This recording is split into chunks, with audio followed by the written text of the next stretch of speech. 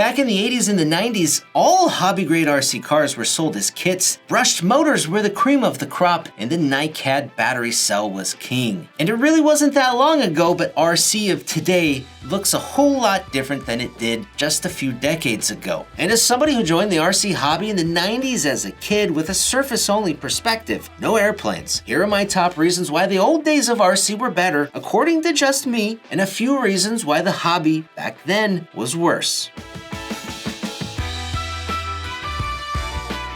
Ways it was better. The old days of RC, it contained a special smell and a special sound, and that's Nitro Cars. Nitro Cars back in the day used to be a whole lot more popular than they are right now, and it's mainly because the batteries didn't last very long back then. 4 minutes, 5 minutes, 6 minutes maybe, depending on what type of car you were driving and the conditions of how you drove it. But with a Nitro car, man, you could just keep driving that thing until you ran out of gas, and that could be hours. I remember driving around and seeing people driving Nitro Cars in baseball fields and empty lots and parking lots. It was a whole lot more common to hear a Nitro car ripping up and down the road than it is today. Another big reason why old RC was better, and probably the main argument for people saying it was, is that all RC cars were kits and it forced you to build the dang thing. Now there's a lot of reasons why this is beneficial, mainly because it makes you familiar with how the model is put together. It gives you the confidence later to tear it apart, do repairs and maintenance, and overall it just kind of made you more self-sufficient. Now there's some bad sides to this because it made the hobby much more exclusive. If you didn't want to have to build a kit and do all that tinkering and programming and setting it up, well, then you were kind of SOL and just didn't join the hobby, which made the hobby at the time a lot more kind of filled with people of the same mindset, same type of thinking, which is good and bad, but you'd come across fellow RCers who are pretty much like you. Another big reason why the old days seemed better than today is because it seemed like it was really high tech. It was the new thing that you could go and do that was just super cool. It was before widespread cell phone use, before widespread personal computer use, before the digital age took over. RC cars reigned supreme for tech, and if you were interested in kind of that nerdy stuff, then you probably gravitated towards radio-controlled hobby. Now the last thing that makes the old days of RC better than the current, according to just me, is that RC seemed to be in the media a lot more. Like in TV, you saw it more in movies. There were commercials for RC all the time on TV, it seemed like, for Radio Shack and Tyco and Nico, and they weren't necessarily hobby-grade RC cars, but it was cool to see your hobby represented on TV to the widespread masses. 9.6-speed turbo bandits, radio control pickups with a bad attitude, and rechargeable 9.6-speed turbo, rip-roaring high-flying bandits.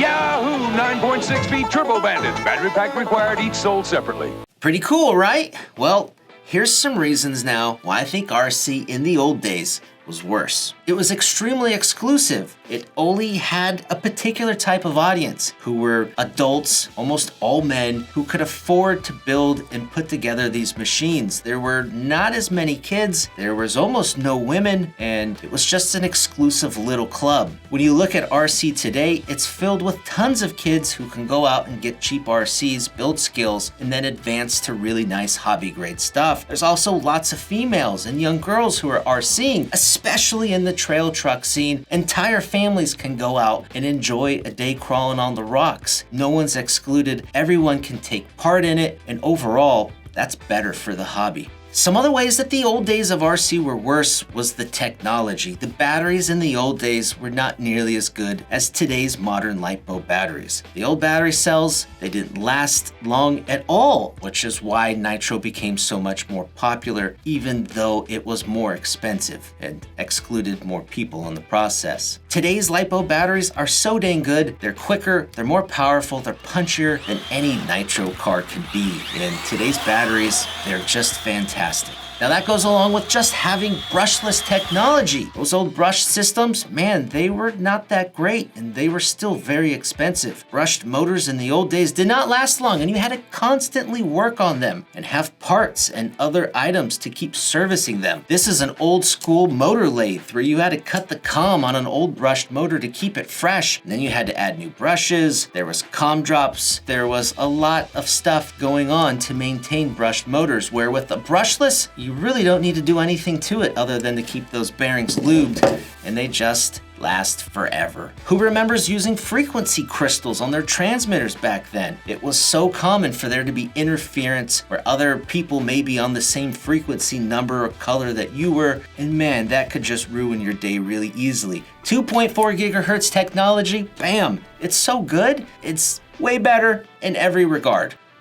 Another thing that was kind of worse is that there weren't nearly the tire selection or the tire tread compound selection as there is now. There's so many different tires that you can choose from to put on your car, whether that's for racing or bashing or whatever. It's really nice to have all these different tires. As a very biased person who just loves changing tires on cars, it wasn't nearly as good in the old days in this respect. Not to mention there wasn't as much standardization, and there was kind of some funkiness going on in the old days. Hinge pins used E-clips to be held on. There was no 12 millimeter hex standard. You used pins in different sizes, and you had SAE hardware, and some cars used metric, and you had to have tools for both. It was just a headache. Today's standardization for RC cars is just easy and convenient, so much so that a lot of people forget what a headache that was. In the old days, there was a lot fewer resources for help also.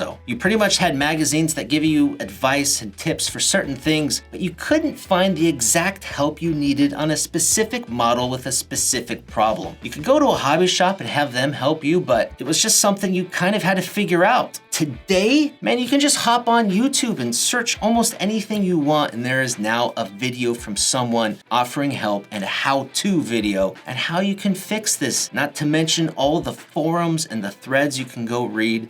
There is a massive amount of help and resources available today that didn't exist back then. Pricing. A lot of people complain about how expensive RC cars are today, and they seem to think, oh, they were so much cheaper back then. Well, here's a 1992 Tower Hobbies catalog. And this is the Kyosho USA #1 monster truck, and it sold for $269.99. That's about $270. It didn't even include bearings. If you wanted the bearings, that's $50 more.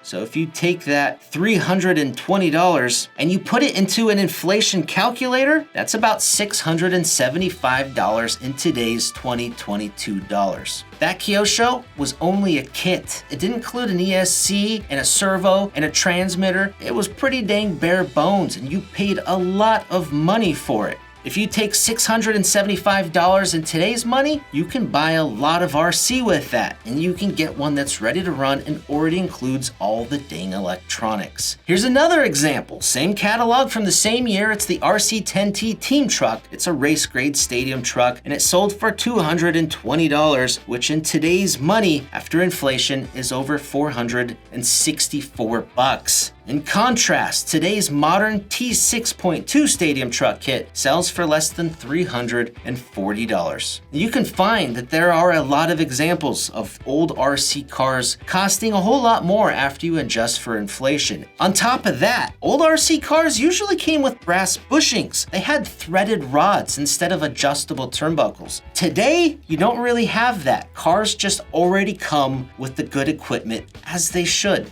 The RC cars of yesteryear weren't as fast, they weren't as capable, they weren't as durable, and I don't think they were nearly as good as the cars of today. The old cars may be fun to collect, they may look awesome, and most importantly, they hold lots of memories. But there has been no better time to be in the RC hobby than right now.